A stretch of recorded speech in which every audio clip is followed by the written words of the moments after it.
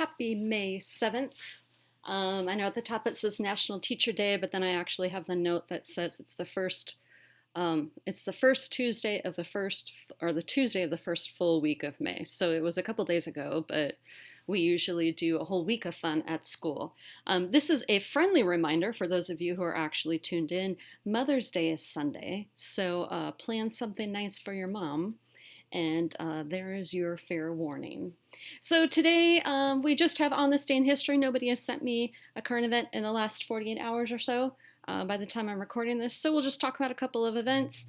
Those of you who have a full front and back On This Day in History page, just send me a picture of both sides and you can be done with this. If you want to listen to my voice, you can tune in. But you don't need to do any more pages. There's still 5 or 6 of you who haven't sent one to me yet. So you're going to want to send me a picture front and back of it full of stuff I've talked about. And there's a month's worth of these sitting here online for you to go back and look at if you are worried about getting it done. So May 7th, World War I history and World War II history today. Today in 1915, the Lusitania was sunk without warning by a German U-boat or submarine. 1,198 died, including 124 Americans. The Germans claimed, if you remember, there were munitions on board. For years, the British denied it because it was a British passenger ship, but later it was discovered that, there was weapons and ammunition and stuff being stored and going back and forth.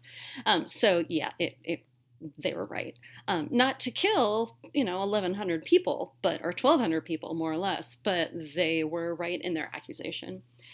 Today, though, in 1945, we have the unconditional surrender of the Germans to the 3 main European allies. And so while we often talk about yesterday being VE Day, we're not going to really get that term VE Day popping up in newspapers until today. So VE Day, 1945, Victory in Europe Day, the official signing, as you can see, by this mock newspaper was at a schoolhouse. And Hitler, of course, was already dead by this point in time, and his generals were just done, and the German people were done. And so we have VE Day here in May. We will not, of course, get VJ Day until September. A close-up of that cartoon if you want it. I'm thinking it's supposed to be like a French soldier, US soldier, and a British soldier, and then you can see down here at the bottom SS uniforms, SS hats, and like the entire world. Yay! Hooray!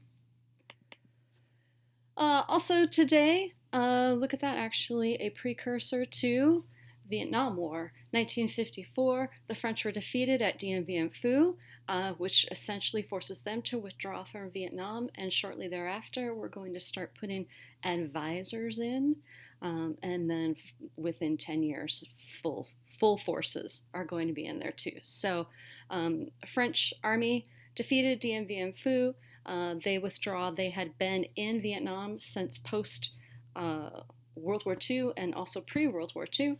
They did not hold on to Vietnam, of course, when it was under control of the Japanese during World War II, but they did have French Indochina, which was Vietnam and Cambodia and Laos, in the period before World War II, before the Japanese took over. And then you can see a couple important musical birthdays today. We'll go for the earlier one first. 1833, Johann Brahms. I think of him, I think of lullabies, composer. And then in 1840, Tchaikovsky, who we know from the 1812 Overture, which is also called, is it the William Tell Overture? I'd have to look at that. And then the Nutcracker, that full piece that usually has ballet associated with it, the full Nutcracker suite. He was born in 1840. So there you go, a couple birthdays and some other stuff if you wanted to zoom in on things.